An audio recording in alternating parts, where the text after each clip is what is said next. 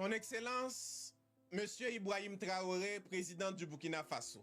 Son Excellence, Monsieur Antonio Guterres, secrétaire général des Organisations des Nations Unies. Chers frères et sœurs d'Afrique francophone et vous tous citoyens du monde libre. Je vous adresse aujourd'hui non pas pour me plaindre, mais pour corriger un mensonge historique. Depuis des siècles, on vous raconte Haïti à l'envers. On vous parle d'échecs, de misère, de violence, mais jamais du courage, de la trahison, et ni du prix qu'on a payé pour être libre aujourd'hui.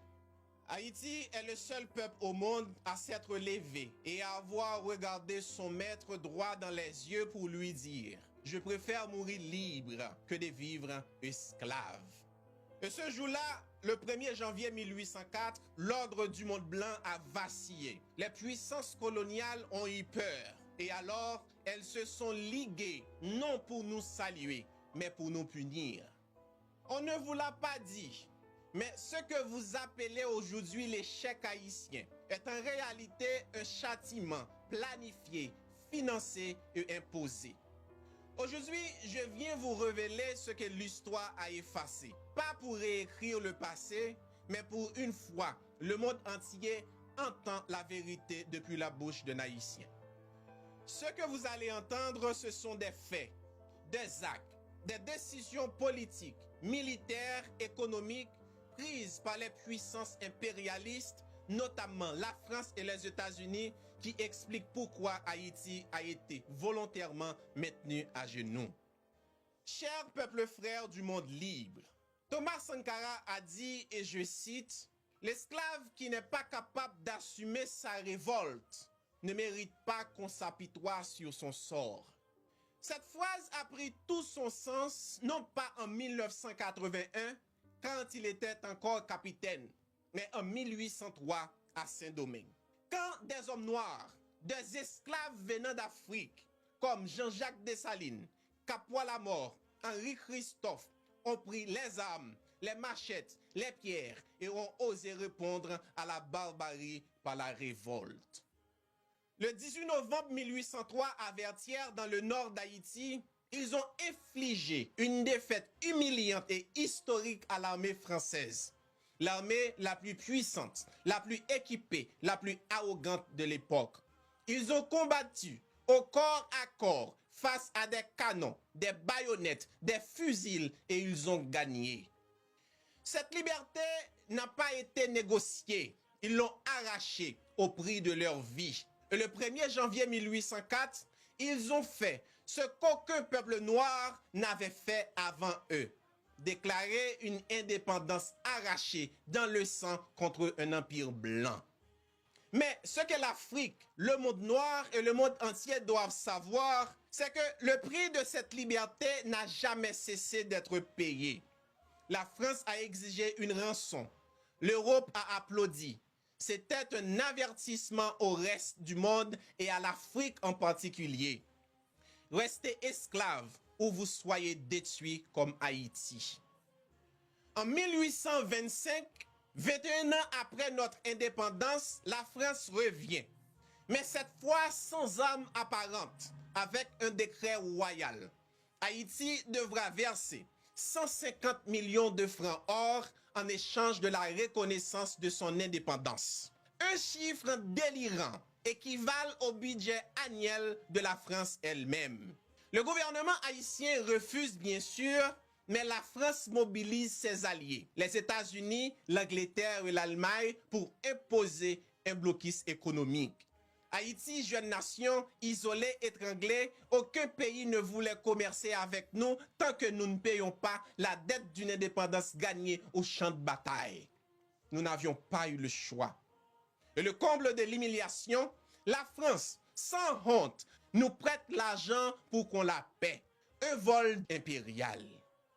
Pendant près d'un siècle, 80% des revenus de l'État haïtien partent vers la France. Ce qu'il reste, 20% à peine, ne suffit même pas à nourrir le pays. Mais même cela, maudit qu'il soit, il le trouve encore trop. En 1880, la France exige la création d'une fausse structure souveraine, la Banque nationale d'Haïti. C'est la France qui l'administre, C'est la France qui imprime notre monnaie, c'est la France qui collecte nos impôts et qui gère nos exportations. L'argent du peuple haïtien tiré du café, du sucre, du cacao ne reste jamais en Haïti. Il prend officiellement, légalement, froidement le chemin de Paris. Et quand la France sent sa domination menacée, elle invite deux autres bêtes sauvages à la table. En 1910, elle fonde avec les États-Unis et l'Allemagne la BNRH, Banque nationale de la République d'Haïti. Non trompeur, le siège est à Paris et à New York et Haïti n'a aucun pouvoir réel. On nous prête 9 millions de dollars à travers ces banques, mais on nous demande d'en rembourser 12. L'argent circule entre les banques étrangères, le peuple haïtien ne voit rien, mais il doit payer avec intérêt, maudit qu'il soit. Pour justifier leur présence, ils créent une instabilité déguisée. Entre 1900 et 1915, 7 présidents haïtiens sont renversés au gré des intérêts impériaux. Chaque président soutenu par une puissance est saboté par les deux autres. Haïti devient un pion sur un échiquier géopolitique, un laboratoire de pillage. Mais ce qui allait produire en décembre 1914 allait dépasser toutes les limites. Un braquage pur et simple en plein jour par une puissance étrangère dans notre capitale, Port-au-Prince, Haïti. À la veille de la Première Guerre mondiale, Haïti est en ruine. Le pays est en exsangue, écrasé par une dette imposée, contrôlé par des banques étrangères, livré à une guerre d'influence sans nom. Derrière le rideau, 3 puissances impériales se disputent notre dépouille. La France, l'Allemagne et les États-Unis. Alors, le 6 décembre 1914, à 13h précises, 4 navires de guerre américains accostent à Port-au-Prince. Des marines américains en uniforme, lourdement armés, pénètrent dans la Banque nationale de la République d'Haïti et ils en ressortent avec 17 caisses d'or. Chaque caisse contient 500 000 dollars d'or de l'époque, notre réserve nationale, et calmement prend la direction de New York, réserve fédérale américaine. Le gouvernement haïtien choqué, affaibli, proteste, mais personne ne l'écoute. Aucune nation ne condamne, aucune sanction internationale, aucune enquête. Ce jour-là, Haïti ne perd pas seulement son or, mais il perd aussi son dernier souffle de souveraineté. En réalité, notre économie n'a jamais été à nous, et ça, c'était pas de notre faute. Peu le savent, mais depuis 1804, Haïti n'a presque jamais contrôlé ses finances. De 1825 à 1947, notre monnaie, nos banques, nos dettes étaient aux mains d'étrangers. C'était qu'en 1947, sous la présidence de Dumassé estimé, que nous avons payé la dernière tranche de cette dette maudite.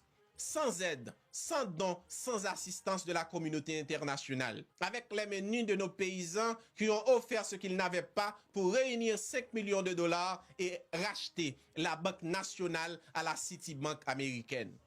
Ce jour-là, Haïti a respiré, mais le mal était déjà fait. Nous avons raté le 19e siècle et perdu le 20e siècle, 2 siècles de pillage, 2 siècles de chaos organisé, 2 siècles de retard infligés par des puissances qui n'avaient jamais accepté notre liberté. Alors, on a attendu. On s'est dit que peut-être un jour, l'histoire nous offrirait une nouvelle chance. Et puis un jour, la terre a tremblé.